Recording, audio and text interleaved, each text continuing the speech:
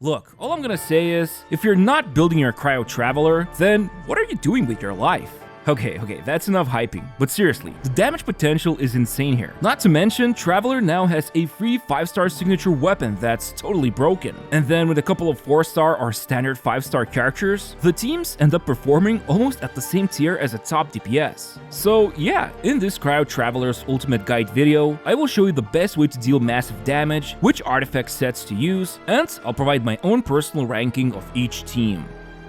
Alright, keep in mind I recorded footage here on early access server, just so we can have day 1 guide ready, so final content is subject to change. Now, I would say Cryo Traveler has 3 different playstyles with multiple variations. You can play as a main DPS in Stellar Conduct, act as a sub DPS in Stellar Swirl teams, or use him as an enabler / quick swap unit in Stellar Conduct with characters like Risley or Sino. Which of these teams and builds are the best heavily depends on your account's roster, so there's definitely some issues you can run into if you want to force a specific style. But I will address all of these problems as we progress through the video, so be sure to watch all of it. Also, to keep things simple for myself, I will refer to the male Traveler. Gotta save that sister. But okay, let's start with the kit overview. And the best way to do it is by first examining the skill. When tapped, it deals a bit of cryo damage and creates 3 cryo particles. At the same time, this Frost Pierced star shows up, which by default shoots 2 small cryo attacks every 3 seconds, for a total of 4 times. So basically 8 shots within the whole duration, which by the way is 12 seconds. Now, this star also acts as a tracker for Frost Glow stacks, which you can gain a stack from each shot. So 2 shots equals 2 Frost Glow stacks, and coincidentally, maximum amount is 8 stacks. I will talk about these stacks a bit later, but they are consumed to deal powerful burst damage. Now, here's where things get interesting. If Stellar Conduct reaction is caused and Traveler is inside the reaction's Polestar field, the skill's Frost Pierce star changes its shape and now instead delivers coordinated attacks when Traveler hits enemies with normal, charge, or plunge attacks. On top of that, thanks to the first passive talent called Ever Keen Frost, Traveler gains Cryo Infusion as long as the skill lasts, and the damage of all multipliers is further increased by 80% attack, so nearly doubling all of the multipliers here. Fun fact, female Traveler has slightly higher charge attack multiplier than her brother, but it's not a lot, so male MC players will just feel a little bit of jealousy. Still, this means in Stellar Conduct teams, Traveler must remain on field to build up Frost Glow stacks, while in other teams like Stellar Swirl, he can obtain the stacks off field. I will say though, after some testing in Stellar Conduct teams, doing something like charge attack spam versus N3 or N4 dash cancel leads to about the same time it takes to obtain all 8 Frost Glow stacks. However, my problem with charge attack spam is that it feels really clunky and outdated. Plus, it consumes a lot more stamina. Honestly, it's up to you to decide how you want to obtain those 8 Frost Glow stacks, but keep in mind, if you're trying to optimize the damage with the combos, it's quite minimal in terms of overall performance. Anyway, next we have the Burst. It costs 60 energy and has a 15-second cooldown, and when unleashed, by default Traveler delivers 3 strikes, dealing regular cryo damage, which looks pathetic of course. However, if Traveler is in Radiant's Stellar Glimmer state, the burst damage becomes either Stellar Conduct or Stellar Swirl. As a reminder, Stellar Glimmer simply refers to either of these reactions. But remember those Frost Glow stacks? Well, each stack improves the burst's damage by 5% at talent level 10, and more importantly, when all 8 maximum stacks are present, then the burst delivers 2 additional strikes. I'm not gonna sugarcoat this, the burst simply sucks if you do not have 8 Frost Glow stacks when casting it. I'm talking about missing out on nearly double the damage if you cast with 7 stacks versus 8 stacks. You really need all 8 Frost Glow stacks for the burst to be worthwhile. Now, the last and most important ability would be the third passive talent, Foreign Permafrost. Whenever anybody in the team deals Stellar Conduct or Stellar Swirl damage, Traveler gains 1 stack of Ice Point, and with 3 stacks, he can perform a special charge attack, which will deal 2 counts of either Stellar Conduct or Stellar Swirl damage. And this will be the hardest hitting attack in the entire kit.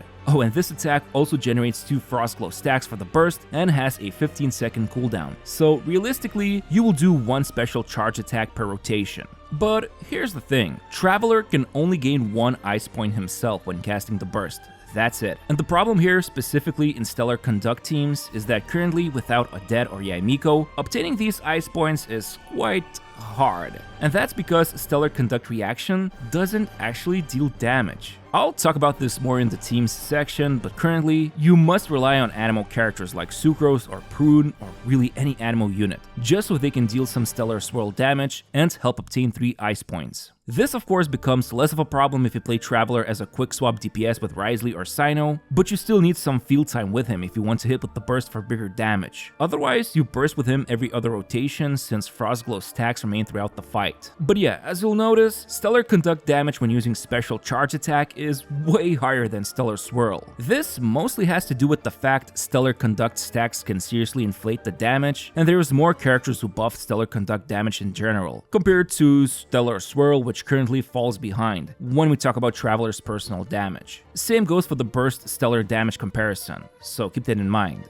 But make no mistake, because overall, Cryo Traveler still delivers crazy good damage with minimal investment. And when it comes to some example rotations, well, in Stellar Conduct teams as a main DPS, after setting up all the buffs and swapping to him, press the skill button and you can do any of these example combos to quickly build up 8 Frostglow stacks, then deliver the burst, and usually after, you have enough time to do maybe a couple of normal attacks or charge attacks. Keep in mind that the special charge attack immediately becomes enhanced with stellar damage when Traveler has 3 ice points. Usually this will happen after the first or second charge attack, depending on how fast the team helped generate those ice points for him. Then, when it comes to Stellar Swirl teams, since he builds up Frostglow stacks with off-field attacks from the skill, all you need to do is at start of rotation use the skill, swap out, and after someone like Mizuki is done with her damage, you can then swap to someone like Sucrose who will refresh the cryo resistance shred on enemy, then finally swap to Traveler, use skill, charge attack, and then finally burst. In quick swappy Stellar Conduct teams with someone like Wriothesley or Cyno, honestly, you either just do the full first rotation I mentioned, or when you swap for the first time to Traveler, do something like skill and 2 charge attacks, then swap out until one of the guys are done with their rotations, and swap back to do another set of skill and charge attack, which should lead to 8 Frostglow stacks burst. But it really depends, so this is the most experimental rotation of them all. Oh, and keep in mind, when both Stellar Conduct and Stellar Swirl exist in the team, Stellar Conduct takes priority. This is why Traveler deals Stellar Conduct direct damage from his kit, even when someone like Sucrose is on the team causing Stellar Swirl. And remember, Traveler can enable both stellar reactions, and even boost their base damage by 7%, so he's like mini Columbina. Alright, next, let's talk about Traveler's build options. When it comes to talent leveling priority, focus first on raising both normal attacks and burst at the same time. Remember, that special charge attack still scales from his normal attack talent, but as for the skill talent, the damage it contributes is extremely low, so if you're short on resources, just raise it to level 6 or something, it really doesn't matter. Now, let's talk about my favorite part, the abundance of free stats Traveler gets to enjoy. On the screen, you can see every single benefit you can obtain by just progressing in the story, but mainly, the majority of his extra stats comes from every element Traveler has resonated with, including Cryo now, which grants a whopping 20% critical damage for free. You can also check out Foreign Permafrost's talent button here, which shows all the elements you resonated with. On top of that, completing Archon quest from Sumeru called Through Mists of Smoke and Forests Dark grants a massive 3 base attack. But you can also gain 7 more base attack, along with 50 base HP and 15 elemental mastery when you complete Skirk's story quest. But yeah, because of all of these free stat gains, Traveler becomes much stronger. Now, you might ask, what about the weapon options? What options? You just use the new free 5-star signature sword, which has a unique passive Traveler can use, and it grants 6% crit damage for each element Traveler has resonated with. So 7 elements leads to 42% crit damage. On top of that, he also gains 24% attack and around 15 to 20 energy per rotation. Not to mention a huge 33.1% critical rate substat. It's actually funny because it becomes quite easy to overcrit with Traveler since he gains 10% crit from Anemo Statue, 15% from Cryo Resonance, which will be the case in majority of teams, not to mention the base critical rate and weapon itself, which already puts base critical rate at 63.1% before we consider artifacts or even set bonuses like Deep Shadow. So yeah, just use Traveler's new signature sword. I'm on Creator's server though, but I think you'll obtain it quite early into Snezhnaya's region, and in order to level it, you need to use his elemental skill on every statue of the 7 inside Snezhnaya.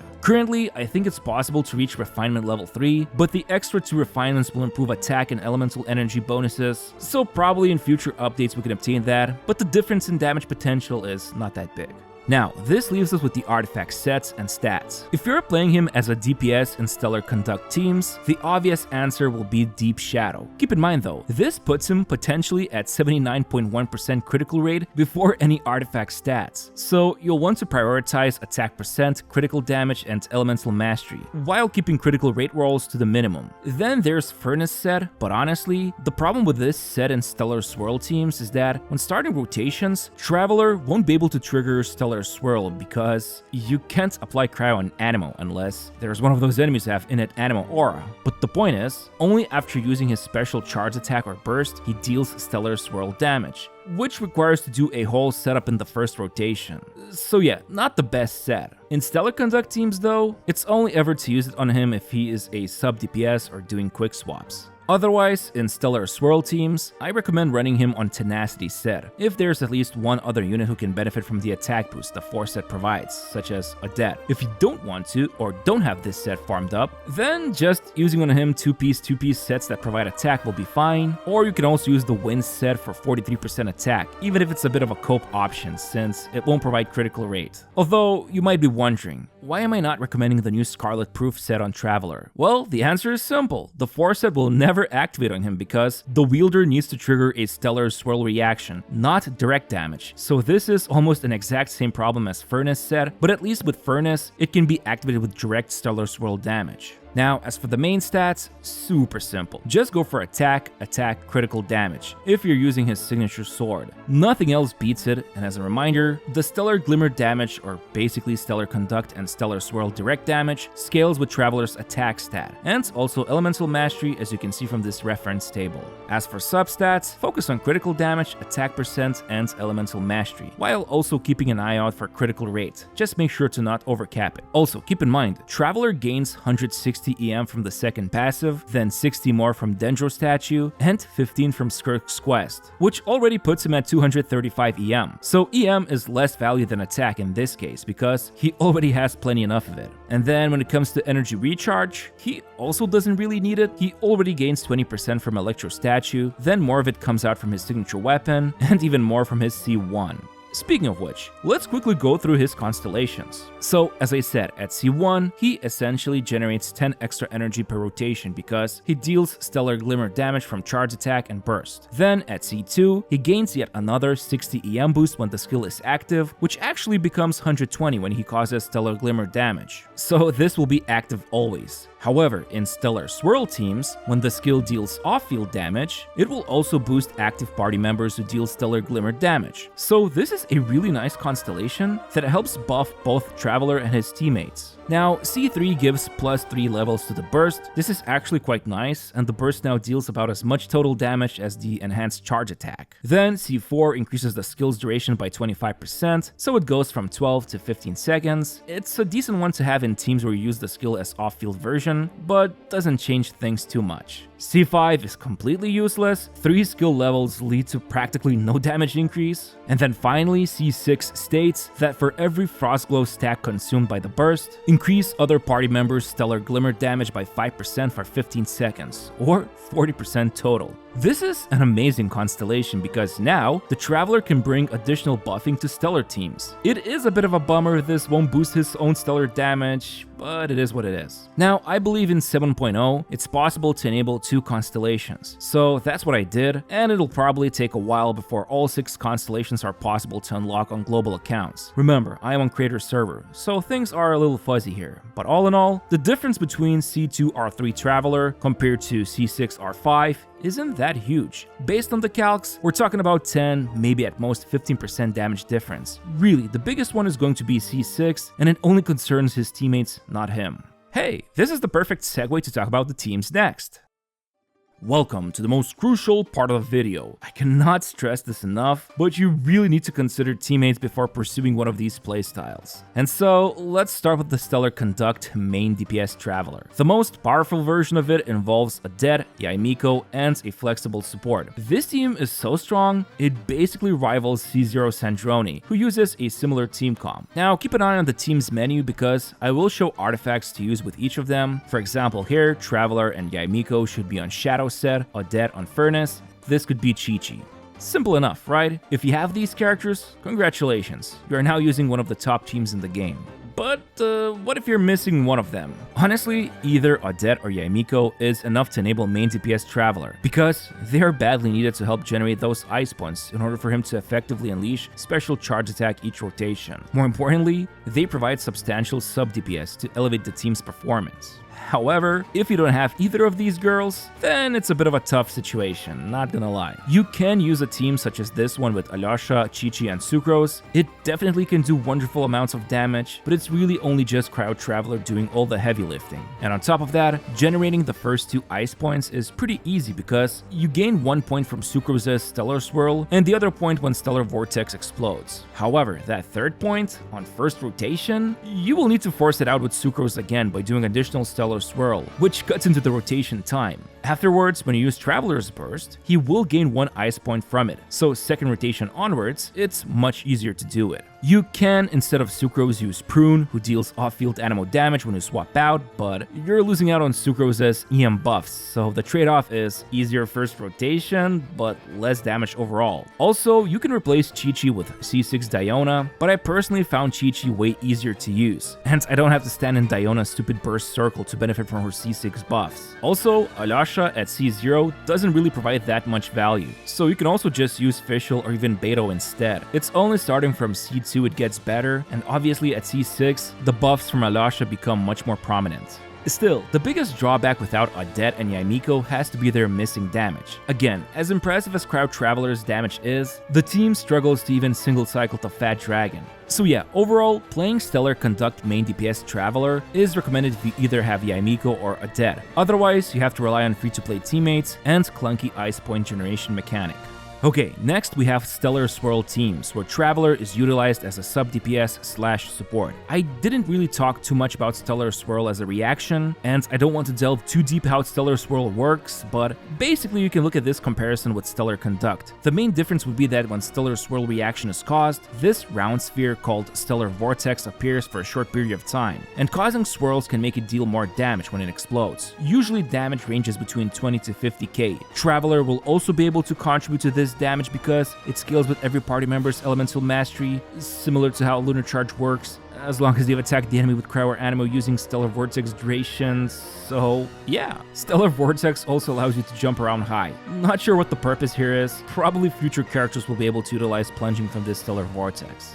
But anyway, the best Stellar Swirl team would be with Odette, Mizuki, and Sucrose or C6 Farazan. As I mentioned, because Traveler can only trigger Furnace artifact set after using his special charge attack or burst, since he cannot cause the actual Stellar Swirl reaction, this means he's better off with something like Tenacity set, while Odette can easily trigger Furnace. You'll also notice how Mizuki can use either the new Scarlet Proof set or Gilded Dreams. This mostly has to do with the fact Scarlet Proof gives 18% attack from 2 set bonus, which is useless for Mizuki because her direct Stellar Swirl damage scales with EM only. Plus, the 7.0 update just released, and you gotta dump a ton of stamina just to get some kind of usable Scarlet Proof set, so it's more likely you will have a decent Gilded Dreams set instead. Regardless, this team is really strong. It's crazy to see Mizuki performing as one of the top DPS in the game. Of course, as I said before, you will notice Traveler's damage dropping off here compared to Stellar Conduct teams, but it's still impressive enough sub DPS. And remember, this team only becomes better thanks to C2 Traveler and later on C6, which will power up Mizuki even further. Now, if you don't have Odette, you can use C6 Diona instead, but this means you will need to run Furnace set on Traveler, which won't become triggered until he does special charge attack or burst, so first rotation will be weaker with Mizuki.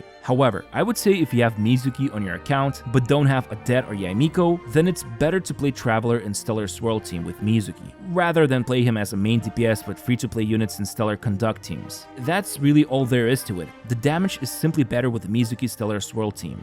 Alright, the last variation of Stellar teams would be Quick Swap Stellar Conduct comp. And the best team here would be with, you've guessed it, Sandrone. That's right, Cryo Traveler is actually an excellent sub DPS support for Sandrone. In fact, I would say he is more like another main DPS because the field time will be quite long since you're literally unleashing his whole kit and then finally swapping to Sandrone. However, this team is only recommended if you have Yaimiko because of her skill's long duration, and she can be equipped with the Furnace set to further help boost Cryo Travelers and Sandrone's stellar damage. Chi-Chi, as always, can just provide FAF particles and Tenacity set buff. Otherwise, if you don't have Adet or Sandroni on your account, then Cryo Traveler is the only one who can enable stellar kits of Wriothesley and Cyno. But I would say out of all of these teams, the potential will be the lowest. Not terrible, but not as amazing as previous comps I've mentioned. But even then, Cryo Traveler is still a better unit to use with Wriothesley and Cyno than compared to Sandroni, who basically provides nothing. Well, except the base reaction damage increase. Whereas, yet again, Traveler's second and final Constellations will boost their damage further. Anyway, with Wriothesley you can go for a team with Yaimiko and Nicole. This is one of the stronger versions. Anything else feels like a downgrade, or if you use Alyosha, then make sure to not build on him a lot of attack, so Wriothesley can then trigger his passive easier by receiving less healing from the Snezhnayan boy.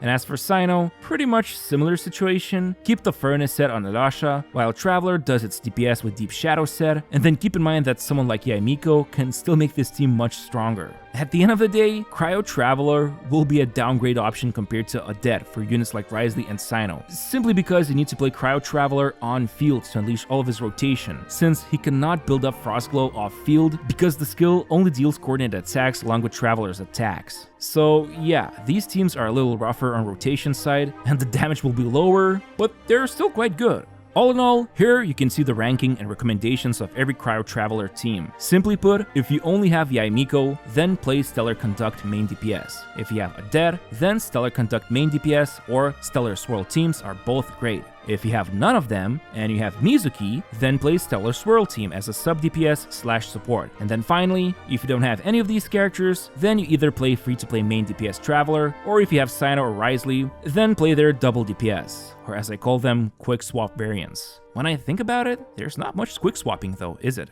Lastly, if you have both Yaimiko and Adet, then use Traveler in Stellar Conduct teams. This will bring the highest DPS potential, but in some content, for example, Stygian mode Knuckle Duckle, Mizuki ends up as a better option with Stellar Swirl. Oh, and yeah, if you have both Mizuki and Yaimiko, then you have the option to play either of the teams. So yeah, hope you found this quick reference easy to understand. There's plenty of ways how you can utilize Cryo Traveler if you're looking for a way to upgrade your account. Especially as a beginner, I highly recommend getting Adet because, as you can see, she really brings a lot of additional power to Cryo Traveler. Just please keep in mind these are DPS recommendations. Play whatever you like. No one's forcing you to stick with one specific team. Anyway, hope you found this video useful, and I'll see you next time.